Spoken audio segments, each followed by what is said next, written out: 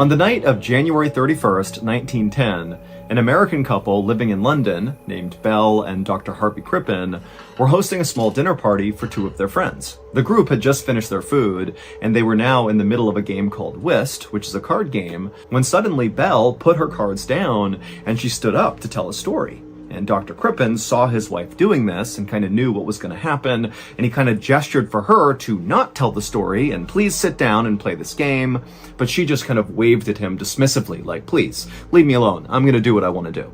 Dr. Crippen sighed and just kind of sat back and let this happen. Anywhere they went, he knew his wife had to be the center of attention, and there was just nothing he could do. Dr. Crippen was a pretty passive guy who kind of got walked all over, especially by his wife.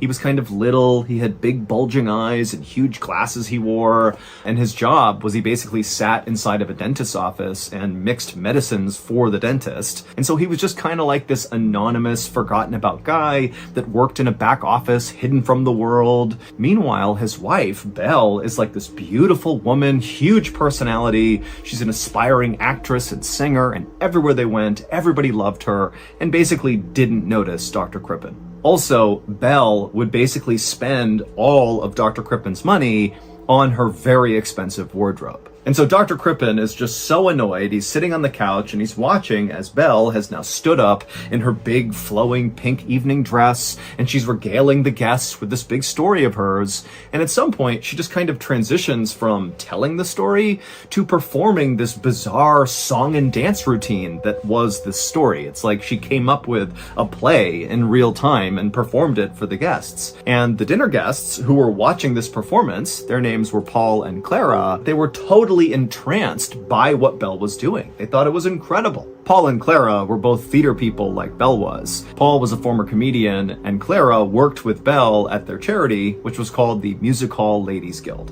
And so Dr. Crippen just kind of scowled as the two dinner guests applauded really loudly for Belle's big performance.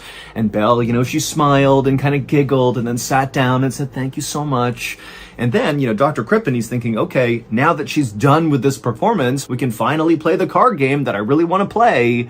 But Dr. Crippen, after grabbing his cards, looked around and could tell that they were not going to play cards.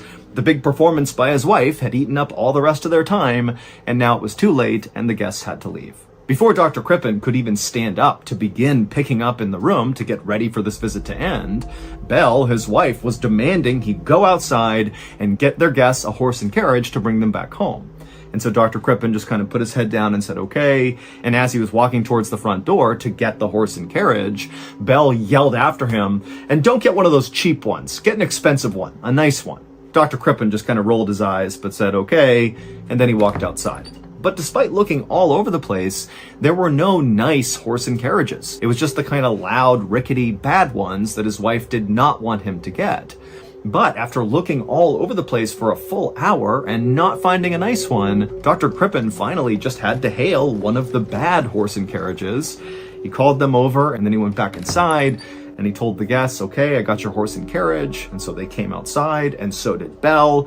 And Belle's looking at this carriage after this long delay, and it's this terrible carriage. And she just stares at Dr. Crippen, furious.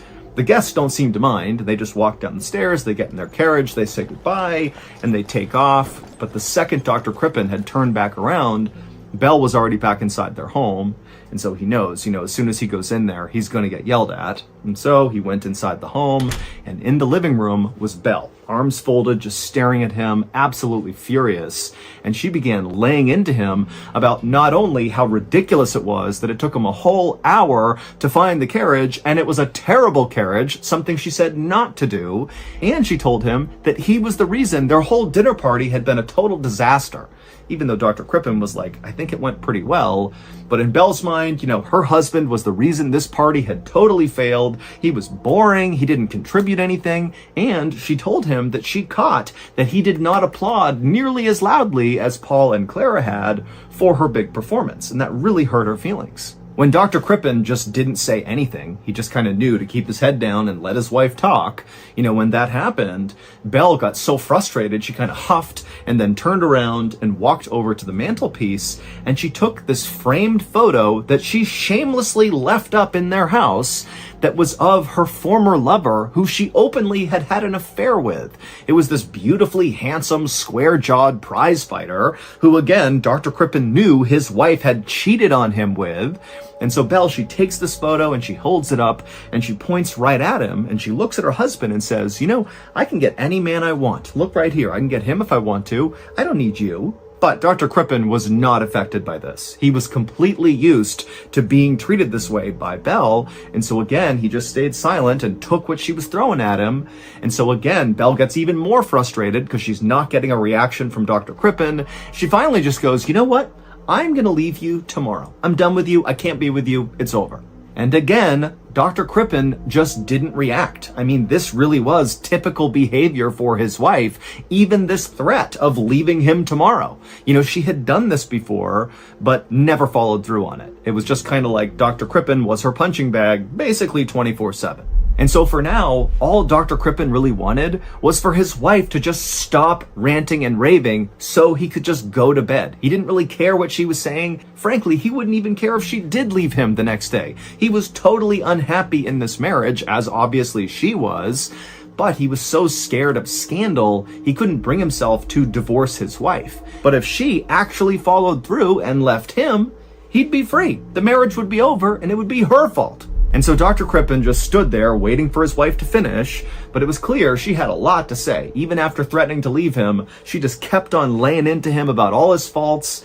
And then at some point, Dr. Crippen just totally caught her off guard by interjecting and saying, "Hey, Belle, do you want some whiskey?" And Belle just kind of stopped and stared at her husband inquisitively. And then it was like her whole mood changed. And she was like, actually, yeah, I'll take some whiskey. And so Dr. Crippen said, great, I'll go make it. And he walked over to the liquor cabinet and he poured both of them a drink. 2 days later, the members of the charity that Belle and Clara, the dinner guest, were a part of, the Music Hall Ladies Guild, they were all sitting in their office in London waiting to start their meeting. But there was a problem. Belle, who was their treasurer and therefore needed to be at this meeting, was not at this meeting. She was late and nobody knew where she was. And so after they sat in this office for a while just waiting, they finally heard a knock on the door. And so one of the women got up, they opened up the door, and standing outside is Dr. Crippen's assistant, this young woman named Ethel, and she looked kind of frazzled and maybe a little bit out of breath, and she was carrying a letter and a package in her hands. And so Ethel would tell the woman who opened the door that she was here on behalf of Dr. Crippen and also Belle.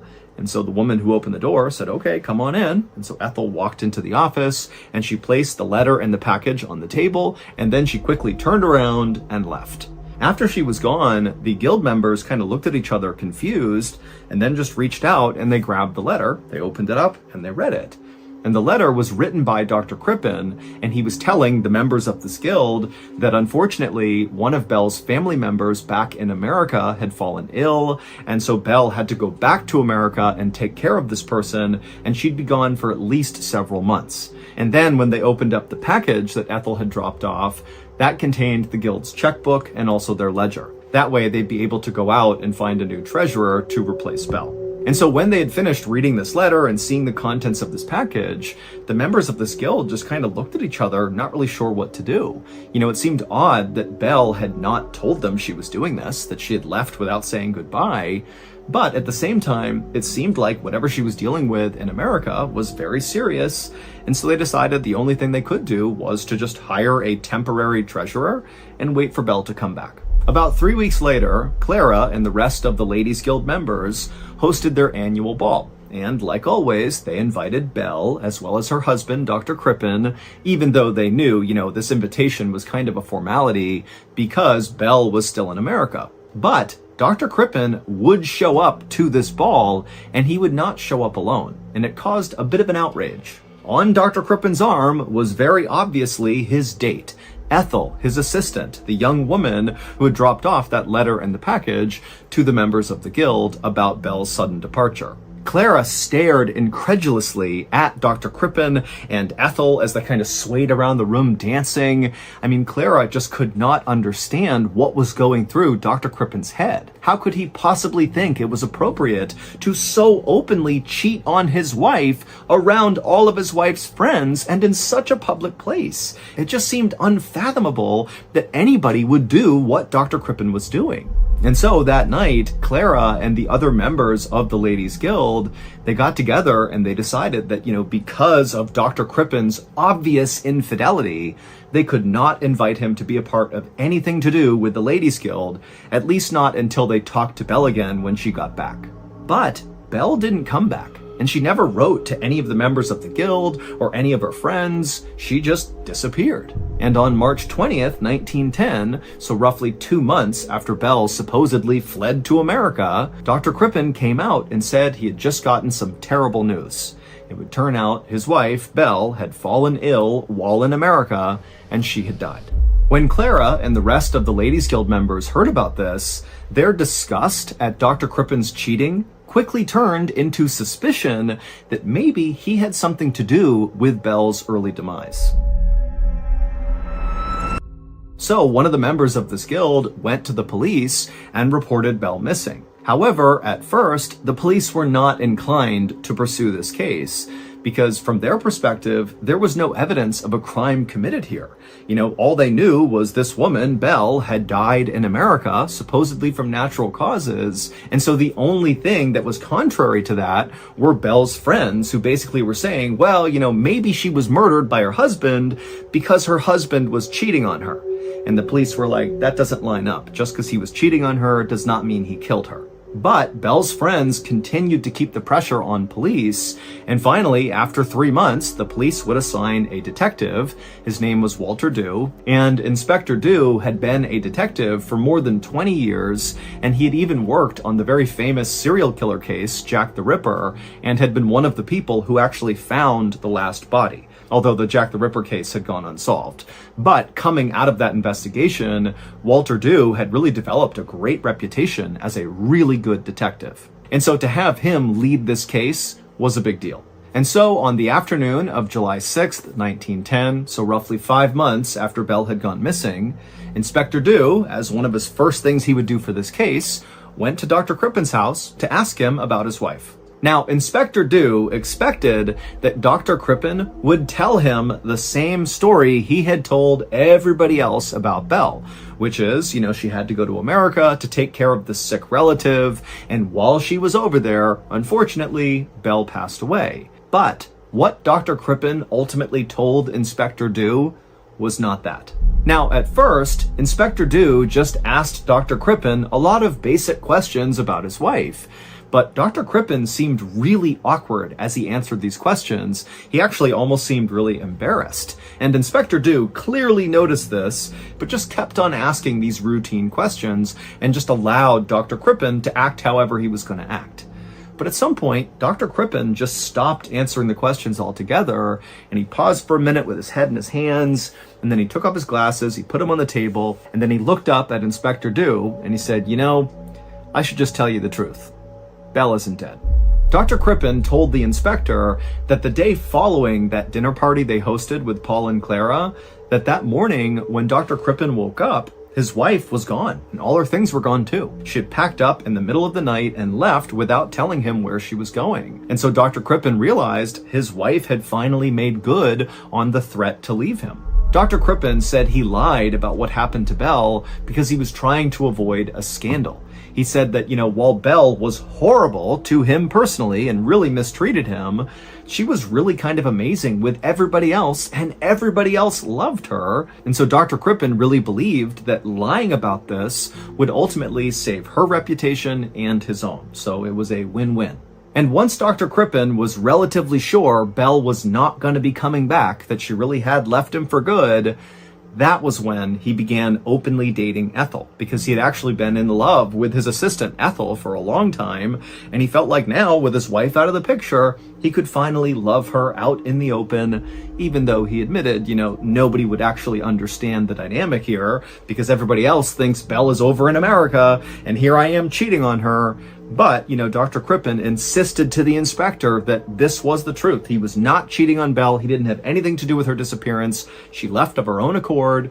And here he was. And so after Dr. Crippen explained all this to the inspector, Dr. Crippen just put his face in his hands and just looked so ashamed and embarrassed, to the point where Inspector Dew really believed Dr. Crippen. I mean, this is a guy who has just poured his soul out about some of the most embarrassing things of his entire life, so he's got to be telling the truth. Also, Inspector Dew couldn't help but think to himself that Dr. Crippen was this little kind of passive-seeming guy who did not really seem capable of killing somebody else. But at the same time, Inspector Dew could definitely see a woman like Belle leaving Dr. Crippen the way that she did. Still, just to be thorough, Inspector Dew asked Dr. Crippen if he wouldn't mind allowing the inspector to search the property, because after all, this is a missing person case, and so we gotta check everything. Dr. Crippen said, absolutely, search my house, do whatever you gotta do, and Inspector Dew would do just that. He went all over the house, looked everywhere, and he would find nothing.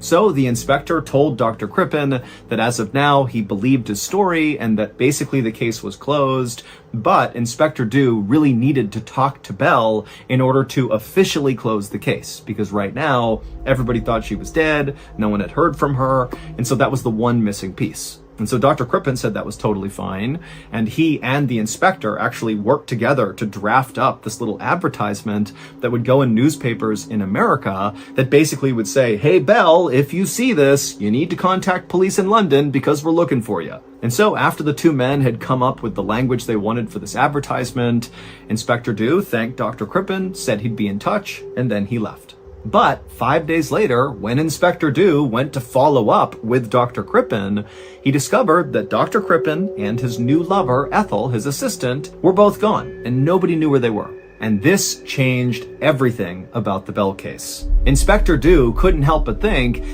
Dr. Crippen and Ethel look like they're running from something. So probably they lied to me about their involvement with Belle's disappearance. And so Inspector Dew sent physical descriptions to all the newspapers and police stations all across Europe. And also he made a note to check all the ships that were bound for America in case Dr. Crippen and Ethel had decided to flee Europe that way. And while this big manhunt was just getting underway, Inspector Dew and his team went back to Dr. Crippen's house to do a much more thorough search. So police descended on Dr. Crippen's beautiful 3-story home on a quiet street, and they went inside and they tore apart everything. They flipped over mattresses, they opened up drawers and closets, they threw everything out, but they found nothing suspicious. But at some point, Inspector Dew, who was feeling really annoyed that he'd been totally duped by this doctor, he was walking down the basement steps in Dr. Crippen's house, and as he went down, he saw there were other investigators already in the basement conducting yet another fruitless search. But as Inspector Dew kind of turned the corner at the base of the basement stairs, he noticed the bricks that were laying in front of the fireplace that was in the basement just looked a little bit off, like they were maybe too new or something. And so just kind of acting on a hunch, he walked over to these bricks that were laid out right in front of this fireplace, and he's looking at them, and he grabs a poker, one of the pokers you use to move the logs around in a fire, and he just began tapping on each of the individual bricks right in front of them. And with every tap, he would hear the solid thump sound that you're hitting something hard that is beneath this brick. But as he went along hitting each of these bricks, he eventually reached the kind of center of these bricks, and when he brought that poker down on one of those bricks, it made a hollow sound. Clearly there was something underneath these bricks. And so Inspector Dew is super excited. He calls for his team to come over, and one by one, they begin pulling up all these bricks. And after they're all gone, they see there's this perfectly smooth layer of clay that these bricks were sitting on top of. And so Inspector Dew called for a shovel. A guy brought one over, and Dew, he took one scoop with the shovel, and immediately this horrible smell began coming out of the ground that was so gross that the guys around Inspector Dew began retching and vomiting, and before long, the entire group of investigators had basically fled the basement to get away from this horrible smell. But after composing themselves, Inspector Dew and the rest of his team put handkerchiefs over their nose and their mouths, and they went back into the house, down into the basement. They grabbed that shovel, and they continued to dig, and after just a couple of scoops, They saw what was causing this terrible smell. In this clay pit, this hole in the basement underneath the bricks, were all these human body parts in the ground. But there were no arms, there were no legs, there was no head. All you had were just the internal organs of somebody, and then also there was like a blanket of skin that looked like it had been extracted from somebody's body with near surgical precision. Now, the police could not, based on these limited remains, make an actual positive identification of who exactly this was, but they did find in this pit, along with the organs and the skin, were several strands of hair that matched Belle's. There were several pieces of pajamas that belonged to Dr. Crippen. And then also on that skin fillet they found, there was a distinctive birthmark on it that matched the one that Belle had. Also, investigators were able to determine that inside of the intestines that were found in this hole were traces of a particular kind of tranquilizer that in the weeks leading up to Belle's disappearance, Dr. Crippen was making that particular tranquilizer at his work. He mixed medicines for dentist offices. That was the tranquilizer he was working with right before Belle disappeared. Shortly after these shocking discoveries were made, Dr. Crippen and Ethel were found on a boat trying to flee the country that way, and so they would be arrested, and so ultimately Dr. Crippen would be found guilty of murdering his wife, and he would be sentenced to death.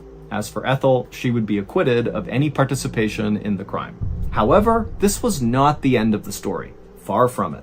100 years later, in 2010, a forensic scientist from Michigan State University fished out a piece of tissue from the remains found in Dr. Crippen's basement that had been preserved inside of a London museum. Now, this murder case had been officially closed since 1910. But the bizarre details of this case had never really fully made sense to a lot of people. Like, they didn't understand how or why Dr. Crippen had successfully disposed of his wife's head, her arms, her legs, all her bones. Those are all gone. Nobody ever found those. But he decided to keep her organs and her skin buried in his basement under loose bricks. That doesn't make any sense. Also, if Dr. Crippen killed his wife by poisoning her, which is what is suggested from all that tranquilizer that was found in her intestines, that basically he overdosed her, then why did he dismember her afterwards? The reason killers often kill with poison is because it makes the victim's death look a bit more natural.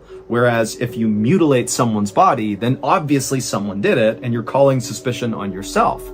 And so did Dr. Crippen poison his wife and then just throw that out the window and mutilated her body anyways? It just didn't make sense. So this forensic scientist from Michigan State University decided he was finally going to get some answers to this case. And so what he did is he compared the DNA from the tissue he dug out to the DNA of one of Belle's grandnieces. And when he compared the two, he saw they didn't match, which meant the body that was found in Dr. Crippen's basement was not Belle's. But that wasn't even the weirdest part.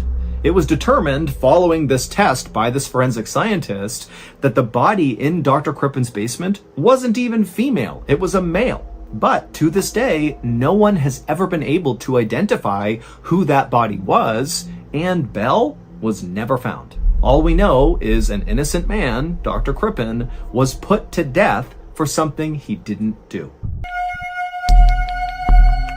At around 9 p.m. on October 26, 2009, a 19-year-old college student named Mako Hiroka bagged up the last bit of trash inside of the ice cream parlor where she worked, and she dumped it into a bag and she tied that bag up. It was closing time, and so Mako looked around the inside of the parlor, made sure everything was where it was supposed to be, and then she flipped off the lights, threw her purse over her shoulder, she grabbed that bag of trash, she headed outside the parlor, she shut and locked the door, she dumped the trash in a nearby bin, and then began walking towards the exit of the mall, which is where this parlor was located. It was inside of this big mall. Mako went to school in a city called Hamada City, which is located on the coast of Japan in an area called the Shimane Prefecture. And Hamada City was a totally beautiful and very remote location with these amazing beaches and unbelievable mountains with all these ski resorts on it. I mean, this was an incredible place to live. But as much as Mako did love living there, she was actually far more excited about where she'd be living the next year because she was doing an exchange program. She'd be studying in Russia, and that was so exciting for her. And in fact, this exchange program was the reason why Mako had picked up this job at this ice cream parlor,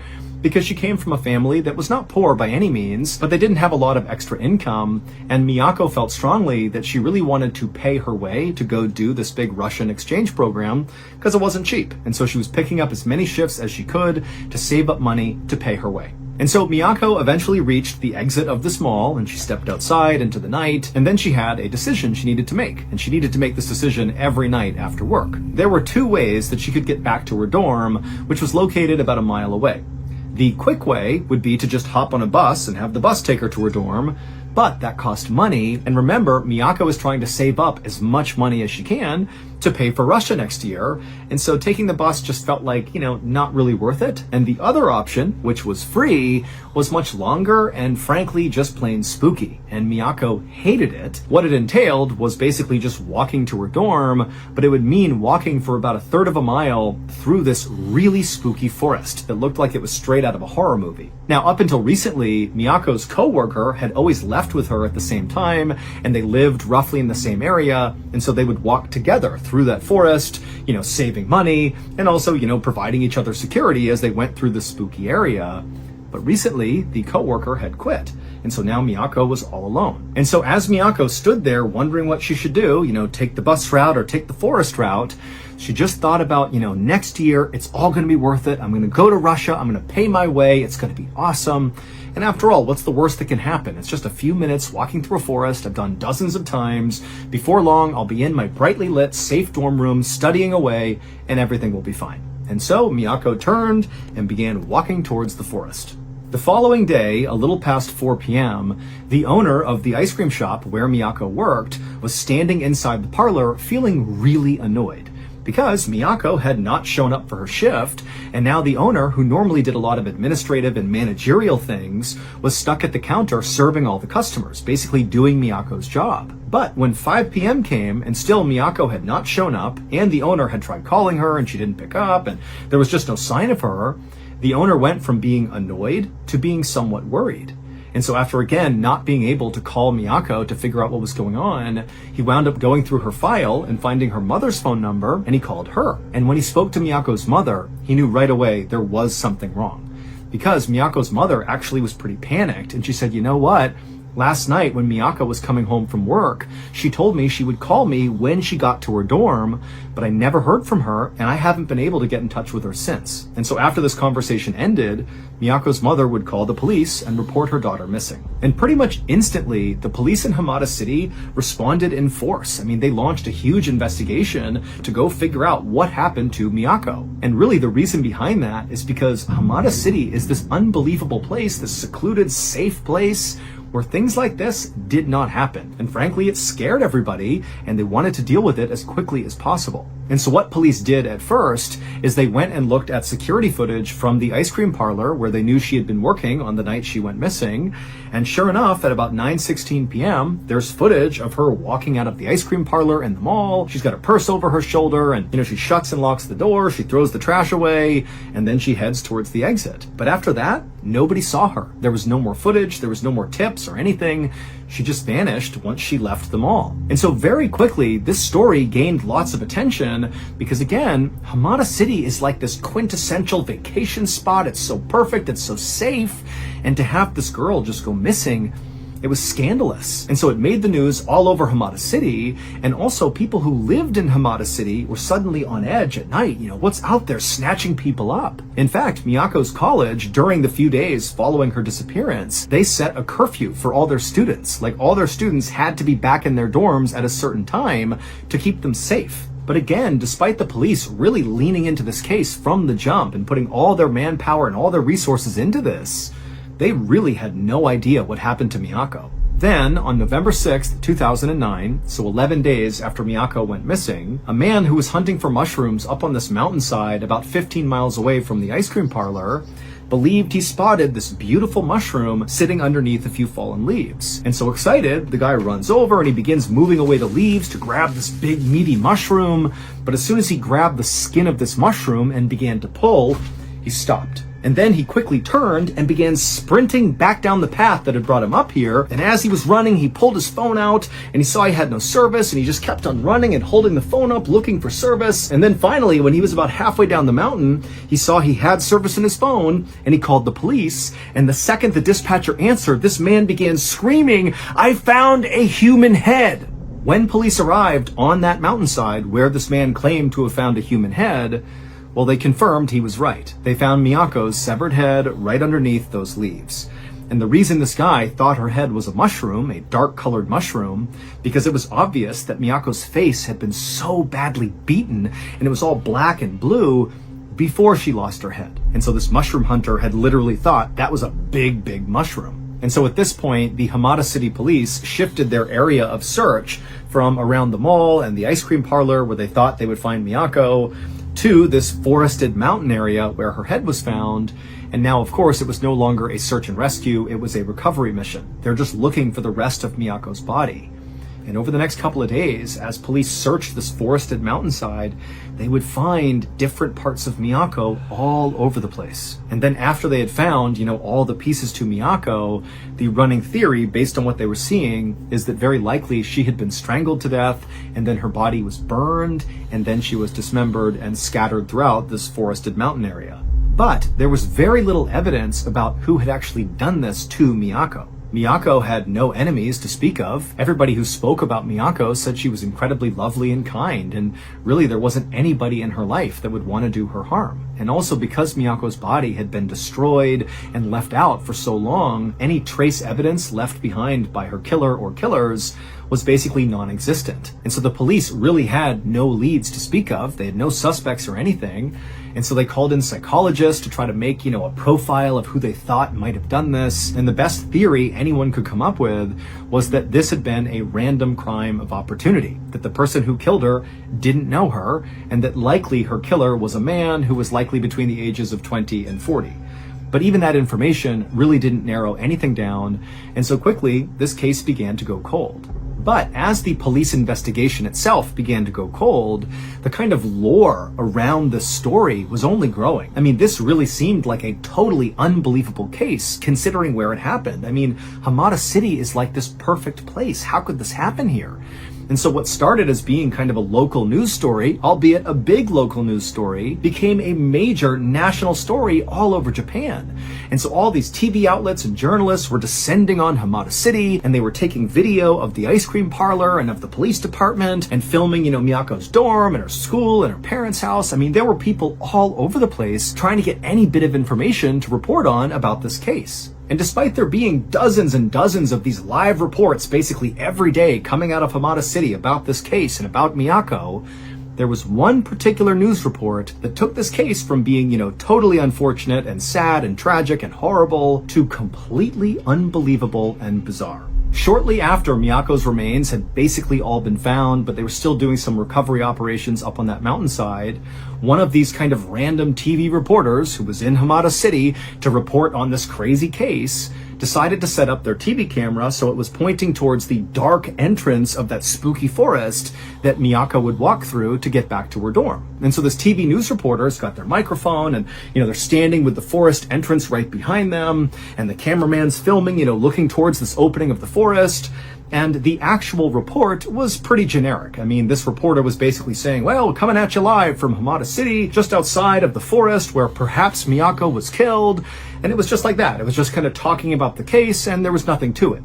At least not to the TV reporter and the cameraman who were on site. Because for them, the entire report was pretty routine. They did their job, they got their shot, they got their report, and then they left. But they streamed it live. So while they were doing it, all these people are tuned in watching this news report live in front of this forest. And something really unsettling happened on this broadcast. While that news reporter was talking, another voice began to be heard by people watching this broadcast. And it was not the cameraman, and it was certainly not the TV journalist. It was a woman's voice. And there was no woman anywhere near the shot, and after the fact, the journalist and the cameraman would also attest that there was nobody around, it was just them. But this detached, very pained voice said very clearly, and all these people heard it live, "This is very painful. Why only me?" 広島県北広島町の我流山の林道の入り口です。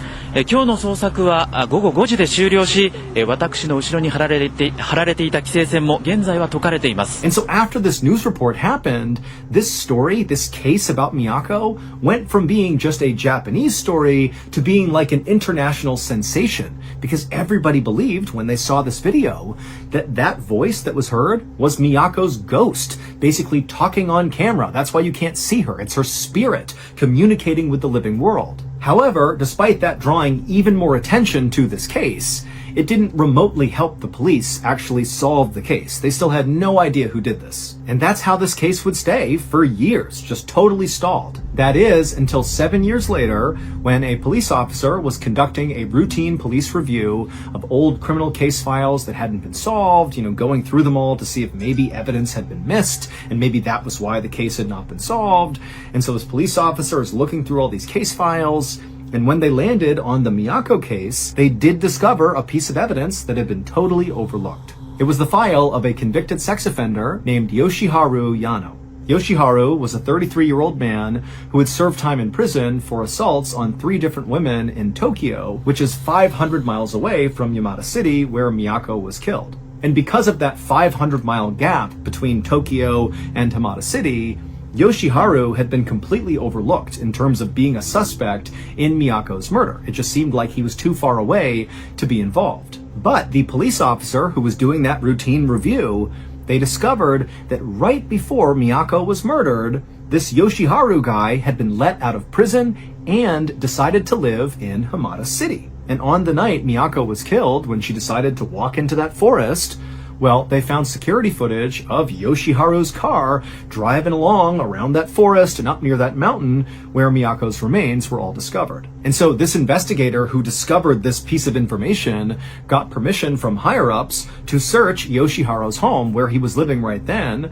And when they searched his home, they discovered a digital camera with 40 photos on it that would explain what happened to Mako. It was very clear Yoshiharu had murdered Mako, because some of the pictures contain photos of Mako, and they are just horrible. But figuring out who Miyako's killer was not the end of this case. In fact, it wasn't even the most shocking part of this case. The most shocking part of this case is what happened to Miyako's killer, Yoshiharu, basically right after she was murdered, and that voice, that detached female voice, was heard on that TV news report. 7 years earlier, right around the time that Miyako's head had been found, and also after that voice had been heard on the TV newscast, some people who were driving in a car north of Hamada City began calling the police to report something very strange. They called the police and said, "There is this small white Toyota Corolla car that has 2 people inside of it, and they've driven to the side of the road, and the driver is ramming over and over again against the railing. Like they're smashing into the railing, backing up, smashing over and over again, like the car is somehow in control. They don't understand how these people are not getting out of the car. Like, what are they doing? Traffic had stopped on either side. It was just totally nonsensical. And then by the time the police showed up, this car that was just repeatedly driving into the side of this guardrail, it burst into flames with the 2 people inside still clearly alive and looking terrified, and they caught on fire and died. Now, at the time, this did make the news. It looked very much like some sort of weird murder-suicide where the driver had intentionally, driven the car until it burst into flames and killed themselves and also their passenger. But it didn't really amount to more than just a really weird news story because there was no connection to the Mako case. This is like a totally isolated thing. However, 7 years later, when that police officer discovered the link that Yoshiharu was in Hamada City, and then they figured out, yep, Yoshiharu was the killer, well, suddenly, that totally weird murder-suicide took on a whole new meaning, because the driver of that car was Yoshiharu, and the passenger was his mother. And again, from eyewitness testimony, it didn't really make sense the way this all happened. It was almost like the car was possessed or something, that, the passengers couldn't control it. Now, who knows if that's true, but when you combine it with the sound of that female voice on the TV news camera that everybody assumed was Miyako's ghost saying, "This is so painful, why only me?" suddenly those words took on a new meaning. People thought, you know what it is? Miyako's ghost must have taken control of that car and made sure not only Yoshiharu suffered and died, but his family member died as well, that she was seeking her revenge on her killer.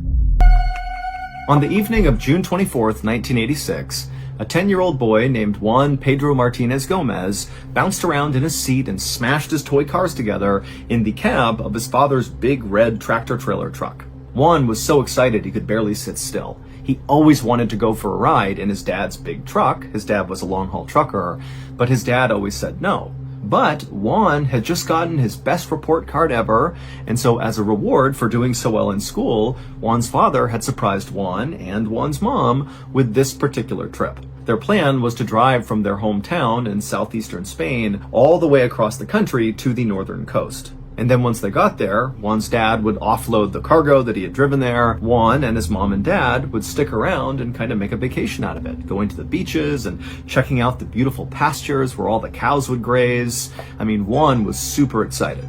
Juan's dad pulled the truck into this big lot with all these other trucks around, and then Juan's dad turned around and began backing the truck up so it could be paired up with the cargo he'd be hauling to the north coast. It was this huge 25,000-liter tanker that was covered in all these stickers and warning labels, and, Juan's father didn't know what this tanker actually contained, but he could tell, whatever it was pretty dangerous and also very important. And so as Juan's dad is backing up skillfully to line up with this tanker, Juan is just sitting in the back seat, absolutely transfixed at how cool his dad is. I mean, this is like the most amazing thing Juan had ever seen. And so finally, Juan's dad successfully hitched the truck to the tanker. And so once they were all hooked up, Juan's father yelled out the window and said bye to the people he worked with. And then Juan's father put in Juan's favorite tape cassette into the stereo and turned the music up. And then he turned onto the road and began making his way toward the highway. Juan's dad would drive basically all night, and Juan and his mother would basically sleep all night. But they would wake up at about 5 a.m. when Juan's father pulled into the parking lot of a diner that was located just north of the city of Madrid, Spain. They were making great time, so Juan's father told his family they could take their time eating. When the family did finish their meals, they got up and began walking out towards the truck, and little Juan, he turned around and he waved to the waitresses, and they all waved back.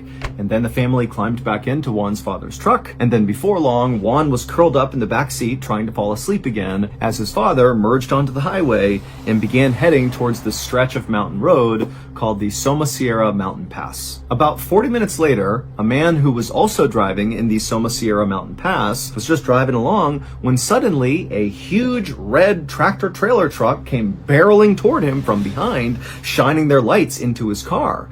And so this man, he sees this truck approaching so quickly, and he tried to get out of the way, but there was nowhere to go, and the truck wasn't stopping. It was honking its horn, and the truck smashed into this guy, which sent his car careening off the road, but luckily it did not tumble all the way down the mountain. And so this guy's car comes to a stop on the side of the road, and the guy, he kind of comes to, and he feels himself. He's worried he's got a serious injury.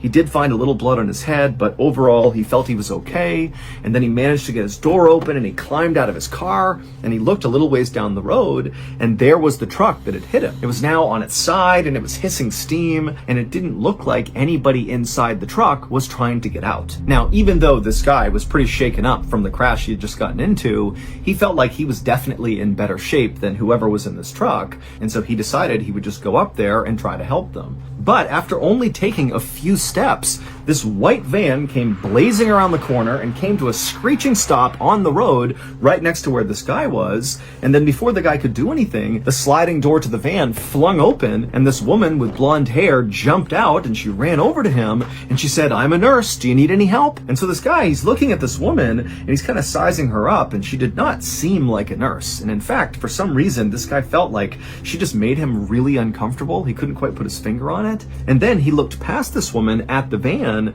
and he saw the driver looked oddly similar to the woman, except it was a man who was driving, but he also had very bright blonde hair, and he had these striking blue eyes that really stood out even from a distance. And then in the passenger seat of this van was this elderly woman who was just staring daggers at this guy who's now talking to this nurse who's right next to him. And so the guy's looking at the old woman, and the old woman's looking right back, and she really looked mean, like she was not happy to be talking to him. And so the guy finally just said to this woman who was claiming to be a nurse that, you know what, I don't need any help, go help them. They need help because they haven't gotten out of the truck yet. The woman just nodded, and then she ran back to the van, hopped inside, and the van sped, the 100 feet down the road to where the crashed big red tractor trailer truck was. And again, the woman hopped out, and she rushed over to the truck, and she climbed on top of it, and she reached down, and she took something out of the truck. But from his perspective, 100 feet back, the guy who had also crashed, he couldn't tell what she had taken out of the cab. But after she took whatever she took, she climbed off the cab. She did not attempt to help anybody inside of the truck. She jumped back in the white van, and the white van sped off down the road, and they were gone. The guy barely had time to process what had just happened before he began to smell this unbelievably powerful rotten egg smell. When help arrived, emergency responders immediately realized they had an environmental disaster on their hands. The big red tractor trailer truck, which was Juan's father's truck, was hauling 25,000 liters of sulfuric acid. And that rotten egg smell they were smelling in the area meant the air was now becoming toxic as the sulfuric acid leaked out and began interacting with the ground and making its way into the nearby river. So before anybody could even go inside of this truck to see if there were survivors, they had to basically cover it and the surrounding areas with hundreds and hundreds of pounds of sand and lime to try to counteract the acid. It would take hours to do this, and in that time, nobody came out of the truck's cab. And then finally, when emergency crews were able to go up to the truck and look inside, they discovered that the vehicle's occupants were all dead. However, there were only two bodies. It was Juan's mother and father. Juan was nowhere to be found. Now, one of the theories was, well, when this crashed, maybe the sulfuric acid landed on Juan's body somehow and literally dissolved him, and so that's why he was not found. But that's not possible because it would take much, much longer for sulfuric acid to totally eat away someone's body. And the body would have to be fully submerged in the acid the entire time. So that could not have happened. Rescuers would search the entire area deep into the woods in all directions, looking for signs of this child, but there were none. And when investigators attempted to recreate this accident to try to figure out what actually caused it and why it happened, what they would learn would only confuse them more. Juan's father's truck had nothing wrong with it mechanically, meaning the brakes weren't messed up, the accelerator wasn't messed up. There really was no reason why this truck should have crashed unless it was intentional. That's the only way this could have happened. Also, the truck contains something called a tachometer, which registers every time the truck slows down or stops. And when investigators looked at the record from this tachometer, they discovered that Juan's father had slowed down or stopped 12 different times between leaving the diner and crashing. But the route from the diner to the crash site was a straight shot with no traffic lights or stop signs. Basically, there had been no reason from the diner to the crash site to ever slow down or stop. But again, Juan's father did 12 separate times. And then also there were traces of heroin that were found in a hidden compartment in Juan's father's truck. Now, Juan's parents had no criminal record and absolutely no connection to drugs or the cartel, but investigators did consider a theory that, perhaps a drug cartel ambushed Juan and his family, and ultimately Juan was kidnapped.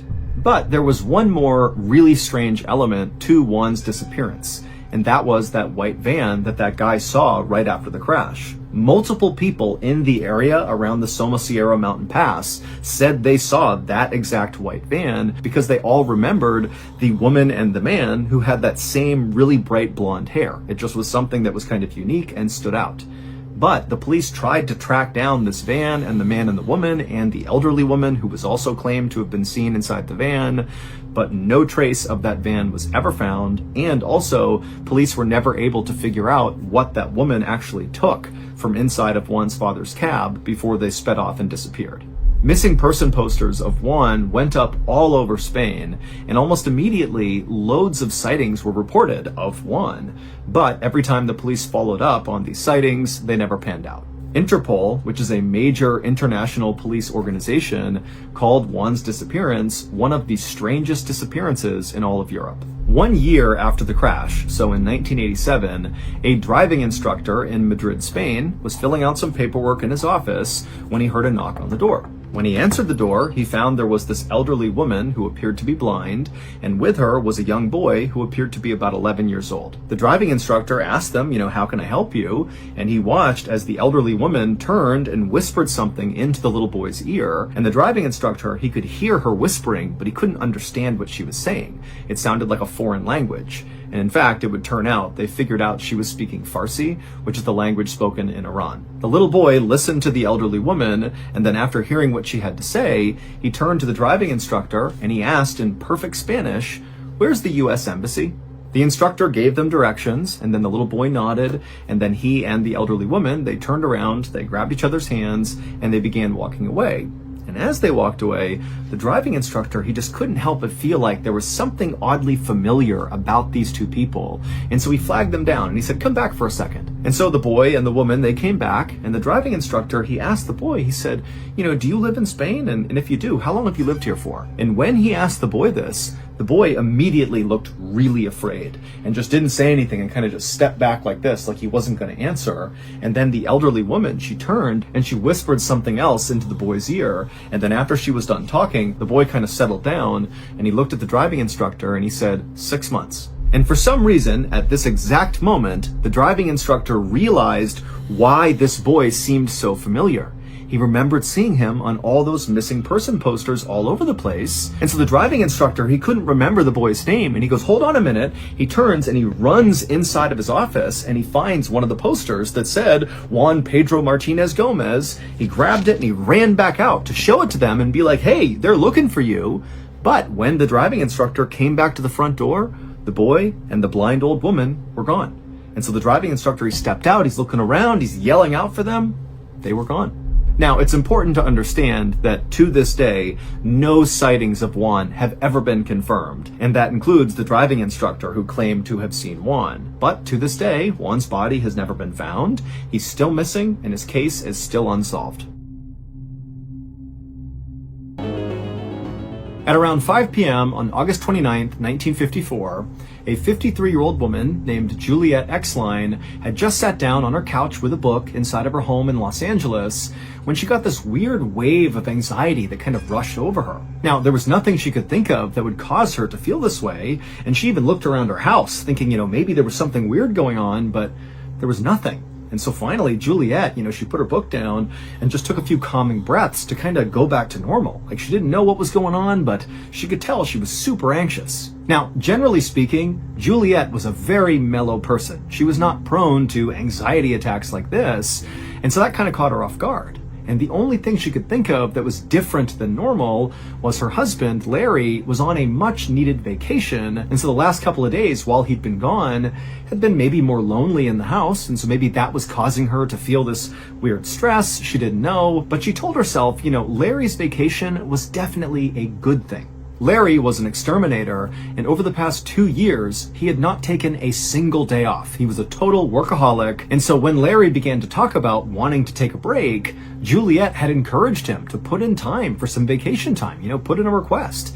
And Frank had actually done that, and as soon as his boss had approved a 2-week-long vacation, Larry had been so pumped he had called his friend, and they had immediately scheduled a fishing trip, and 4 days before, Frank and his friend had driven off to enjoy his time off. And so as Juliet thought about that, she told herself that, even if she was feeling a little bit anxious about Larry being gone, it really was a good thing for Larry, and it would improve not only his life, but her life as well. This was overall a good thing, and so she just needed to kind of deal with this anxiety that maybe or maybe not was connected to Larry. She didn't know. But for the rest of that evening, Juliet just could not get rid of this kind of baseline low-level nervousness she was feeling. And so at some point, she began getting up and walking around her house and confirming all the windows were shut and locked and the doors were locked. She was drawing curtains, checking in closets, making sure everything was totally safe. And then by 8 p.m., when she still just could not shake this anxiety, she decided she just needed to go to bed and kind of sleep this off. But after falling asleep, Juliet suddenly woke up at 10:15 p.m., drenched in sweat, with the most intense anxiety she had ever felt in her life. And she was totally disoriented. She's looking around her room like, what's going on here? And then she heard a voice. It was Larry's voice. Except he sounded funny. He sounded like quiet, as if maybe he was outside the house trying to come in and he was calling to her. And so kind of in a panic, she jumped out of bed, ran into the hallway, and right in the hallway was Larry. He wasn't outside. He was right there. Except something was wrong with Larry. He was kind of hunched over and grabbing his stomach, and he had his hand on the wall, and he also appeared to be soaking wet. And so Juliet had no idea what was going on, but between all that anxiety and now seeing Larry here in this weird state, she couldn't help herself. She just ran towards him to just make sure he was okay. But as soon as she got about a foot away from him, he held out his hand and said, "No, don't touch me. I have to go back." And what he said was so disorienting that Juliet just stopped and stared at her husband like, what is this? And that's when she made the startling realization that Larry was not soaking wet with water. He was soaking wet with blood, and he was clutching his stomach like something was bleeding in his midsection. And the reason he had sounded so quiet when he had called out to her and woken her up was because he was clearly hurt. And so Juliet has no clue what's going on. Like, her husband was supposed to be 7 hours away on this fishing trip, and so how is he here? It didn't make any sense.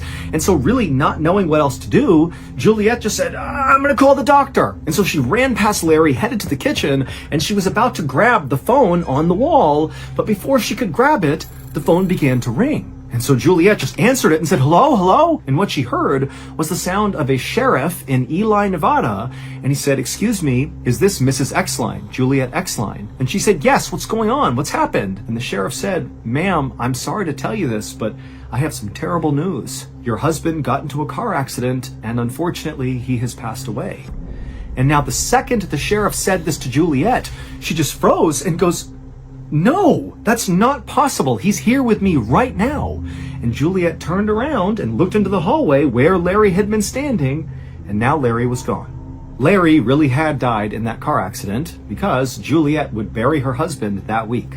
But Juliet maintained that clearly after her husband had died, his spirit had somehow survived the accident, because when she saw her husband standing in the hallway, hunched over and covered in blood, it was at 10:15 p.m. She remembers because when she woke up, she saw the time. It was 10:15. And her husband had died at exactly 10:15 p.m., the exact moment she saw him in the hallway. Juliet would ultimately write an account of what she experienced with her husband. However, from that day forward, she never once saw her husband again. That was the only time.